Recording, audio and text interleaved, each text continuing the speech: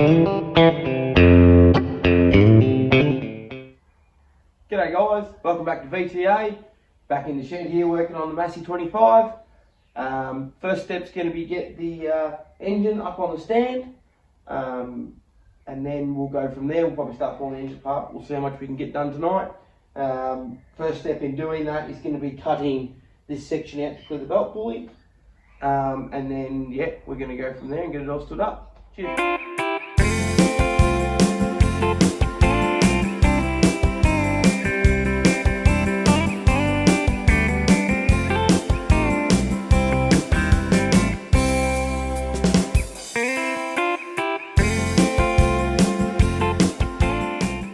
Here we are. Got it sitting on the stand, as you saw in the time lapse. So, as I said, cut this one out to clear the side of the pulley, so when it comes to picking up the engine, we should be able to just pick it straight up and it'll go through that slot.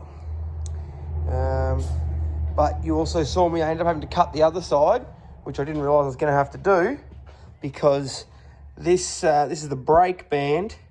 But basically the brake drum extends sort of below where the underline was, so I just trimmed it to clear it. But now it's all good. It actually, oh there we go, I can spin it, so it spins freely. See the diff and everything spins, so that's cool. Yeah, and otherwise I also put just a couple pieces of aluminium strap, and they just take the wobble out of it. Make it really stiff now, probably the most uneven thing's actually the ground. But yeah, I did the same front and back. And that just adds a little bit of stability and stops it wobbling side to side. So now I'm actually going to see if I can turn the engine over. Up until now, we haven't really been able to do a full rotation due to the oil pump being stuck. I've now got the oil pump out and on the bench. I did that the other day. But now that it's sitting here on the stand with the oil pump out, I can actually see if it'll roll over. So let's find a shifter or something and we'll do that now. So here we are. You'll be able to see here the bottom end. As I said, I've got the oil pump out, which doesn't want to turn, but the rest of the engine seems to turn freely as long as I can get the bar in, which is not really what it's designed for. You can hear there, that's the magneto impulse. The magneto is on it right now, but the impulse is actually built in to the timing cover. So that's the actual impulse going off. So that means that's working really well. So I'm really happy about that. This engine, I reckon it'll be a case of pull the pistons out, hone it, clean it up, put it back together. And obviously, when I say clean it up, there's a lot of cleaning up to do. So anyway, very good. All right, so you can see I've pulled the dipper trays that go under.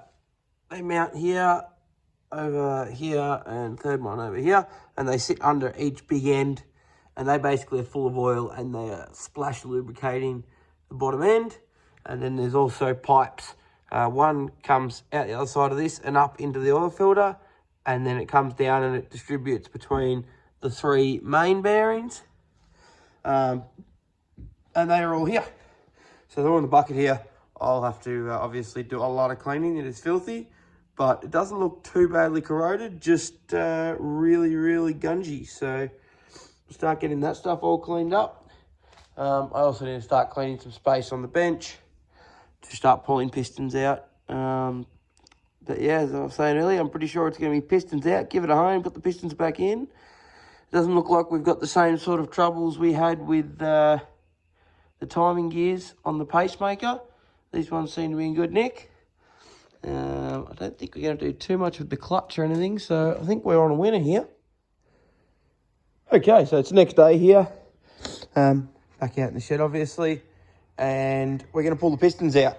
What I'm going to do, there's just this slightest lip in the top of all the bores. It's mainly carbon, so I'm just going to use the hone in the top of each of the cylinders just quickly, just to knock the edge off, so that the rings don't get caught on the way out. And then we'll get stuck into just unbolting the pistons and sliding them all out. So there we go, I've been through with the hone. You can just see that top lip there where I've cleaned up. That basically was covered in carbon. Yeah, there's a tiny lip there, but it's not enough for me to worry about. That one I haven't cleaned, but that's all right. It's good enough for me to get the pistons out, and then we'll give it a good proper hone once it's all apart. Okay, I got the first piston out. It's all successful. The actual piston itself looks like it's pretty good. Not really any score marks on it. The rings are all stuck, which is sort of to be expected. But I think once we get them unstuck, we'll see if they spring out. And if they don't, we'll have to figure out what we're doing. But that's all right. The other thing I noticed was I think these scoops were in the wrong way.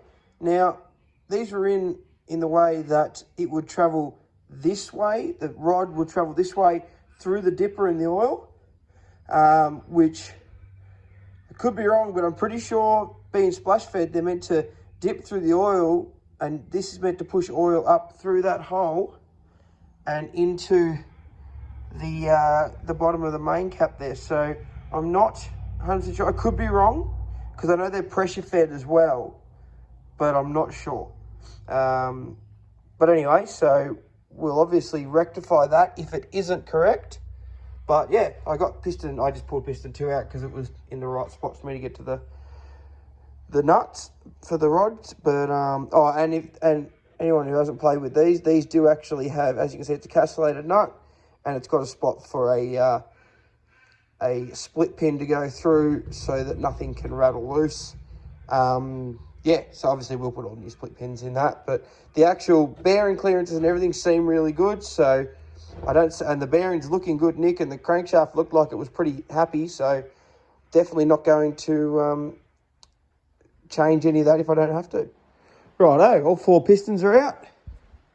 So the bores will actually look really good. This one was obviously the problem. A good hone, we think, will probably clean that up plenty for what it's going to do. This one's all pretty good. All the crank journals look pretty good. As you can see it's a bit hard to see with the reflection. That one looks good. That one's got a little bit of crap on it. And number 4 is probably the worst. But I think they'll all clean up pretty well, so I'm not real concerned. Front 2 are excellent. The back 2 are, number 3's got a mark, and number 4 is pretty average. But I think they'll clean up fine and shouldn't have any dramas. Here we have all 4 pistons out. You can see the bearings are not bad. Number 4 might need some attention. The rest of them, certainly 1 and 2 are good. 3 is probably acceptable. And 4 might need a clean up. We'll see how we go. The pistons all look to be in pretty good nick. Bit of a clean up and they'll be all right. This one is the second one, which was the worst of them. And the rings were stuck, but they popped pretty easy. So it does need a clean out. I'll probably pop the rings off, give it all a good clean, put them back on. But other than that, everything seems to be happy. So can't complain at all. All right, guys, thanks for joining us again. Bit of a short video this time. Just got a little bit done. Got it up on the stand, as you saw. Started pulling some of the oiling system off, and we pulled the pistons out. So pretty happy with the way it's all looking. Obviously, it all needs a really, really good clean. Those journals on 3 and 4 might need a little attention. Maybe the bearing needs some attention as well. But other than that, it all looks really, really good, and we're really happy with it. So thanks for being with us. Like, subscribe, and I'll see you in the next video.